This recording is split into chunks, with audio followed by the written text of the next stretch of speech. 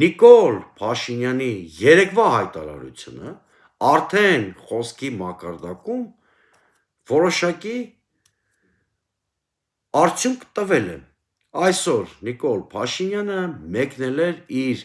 աղանդավորական թափառախմբով Գառնի այդ համայնքի եկեղեցում մասնակցելու ֆեյք պատարագի։ Եվ ահա նրա թափառախմբի ներկայացուցիչներից մեկը լրագրողին բառացիորեն ասում են, որում իշխանական լրատվամիջոցի լրագրողի բառացիորեն ասում է, որ մի հատ քար տփեն գլխին սատկացնեն,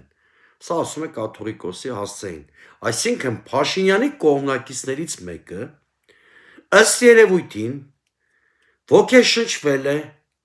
ոգևորվել է, քաջալերվել է Փաշինյանի երեկվա հայտարարությունից և պատրաստվում է քարը տփել կաթողիկոսի գլխին և նրան սպանել, համենայն դեպս հրապարակային նման կոչ է անում։